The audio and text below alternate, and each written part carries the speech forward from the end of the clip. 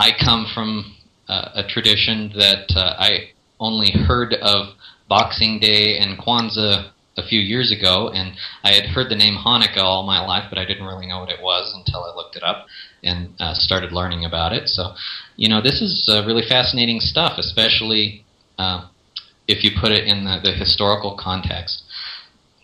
And this Hanukkah is celebrated, the day varies, but usually in December, and celebrated for 8 nights where they light 8 candles. There's actually a 9th one involved as well, but the 8 represent the 8 days. And so it's very interesting stuff. And then there's Kwanzaa. You might not have heard of Kwanzaa before, and the next one I'm going to talk about you probably very probably haven't heard of, although it is on a lot of calendars. But Kwanzaa is a celebration mainly in the U.S., although I think there are some other countries that might observe it as well, but it's mainly held in the U.S., honoring African heritage and culture, and it's marked by participants lighting a kinara, I hope I'm pronouncing that correctly, or a candle holder. So it's got something in common with Hanukkah there. And it's observed from December 26th to January 1st each year, so it starts the day after Christmas and goes until New Year's Day, and mainly in the U.S., the United States. And Kwanzaa is considered, of course, one of the primary holidays within the U.S. Christmas and holiday season.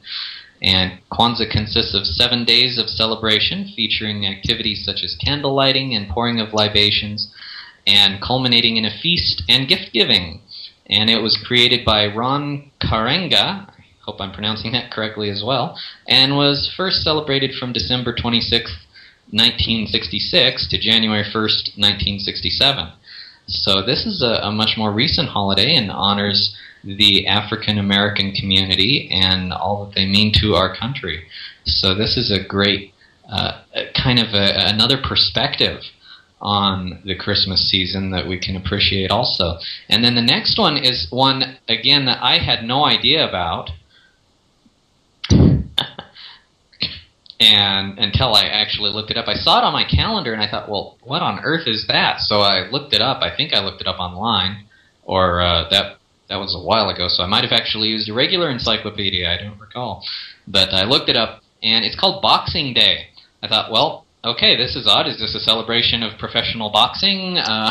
What is Boxing Day? So here's a little snippet from Wikipedia on what Boxing Day is.